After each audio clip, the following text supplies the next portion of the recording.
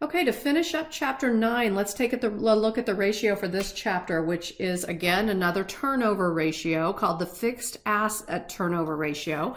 And we want to remember that fixed assets are the same thing as PP&E. So anytime we mention fixed assets, we're referring to that property, plant, and equipment item. Fixed assets is just another term for that item, just like capital assets is another term for that item. So the fixed asset turnover ratio really is what I call the bang for your buck ratio. It indicates how efficiently you are generating sales relative to what you have invested in those fixed assets. So in other words, you've spent all of this money on these fixed assets. Can you justify that? Can you show us the money that came from utilizing those fixed assets in the form of sales?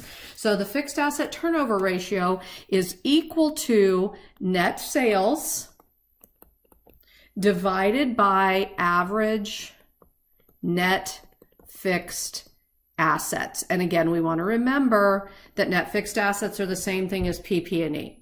So net sales obviously is coming from the income statement. Fixed assets are coming from the balance sheet.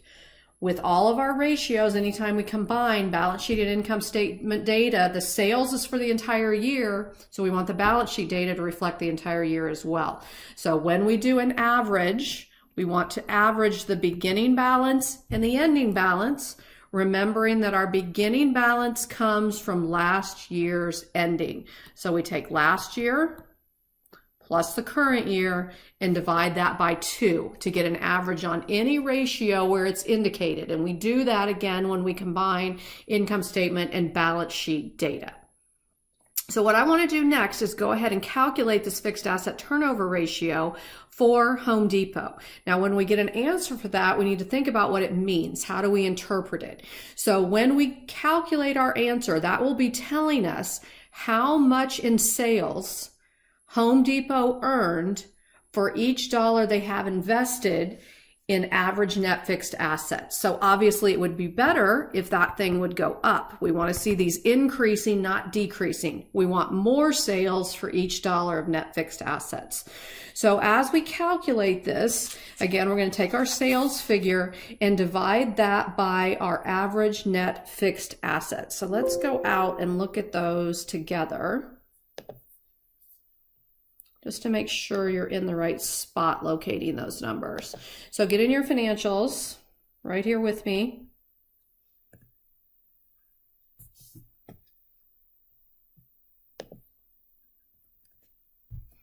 We need the balance sheet and the income statement. Get past your audit report, past your internal control report. Here's your balance sheet right here. So we're looking for net fixed assets. That is the same thing as net PP&E. And remember when we looked at this before, we see that Home Depot only lists property and equipment. So only the P and the E of the PP&E, but we want that net number. So we see those two numbers right here, the 21 and the 22. Those are the two numbers we're going to average in the denominator to calculate average net fixed assets. This is what we call a gross presentation. Notice they've got gross PP&E shown, and then they take out the accumulated depreciation. That gives you net PP&E, just as we discussed in this chapter.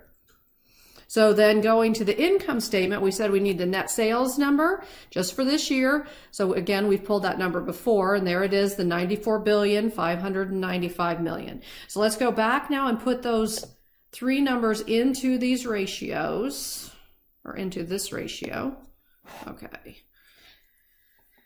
So for Home Depot, I'm going to put net sales, which is 94,595 over those two fixed asset numbers. Remember, it was 21,914 and 22. Sorry, 191, just double checking, which you should always do as well. Make sure you're very careful pulling those numbers in, especially on the final exam when you're working your ratios. When you get a little wound up, it's very easy to accidentally write the number down incorrectly or to pull from the wrong column or the wrong row. So double check what you've pulled in before you start running it through on your calculator. So that gives me 4.29. Now, again, it's great if you can calculate these and you know where to go get the information, but if you don't know how to interpret it, then it's meaningless. So what does 4.29 mean? Can you explain that to somebody? And we will expect you on the final to be able to do that kind of interpretation. So for each dollar Home Depot has invested in fixed assets, they are generating $4.29 in sales. Now, is that good or bad? Well, we don't know. We need to look and see what the industry does. We need to look and see what their competitors do. So when you finish up this video, I want you to calculate this on your own for Lowe's. And when you do, you should get 3.29. So then again, we always put these two companies head to head to see who's winning. They are direct competitors. So Lowe's, for every dollar of net fixed assets, is earning $3.29. So who's winning in that? Well, obviously Home Depot is. They are earning a full $1 more in sales for each dollar of fixed assets they have invested. And obviously we want this thing to increase, and that would be considered a significant difference between these two companies. All right, we'll be moving on now into Chapter 10.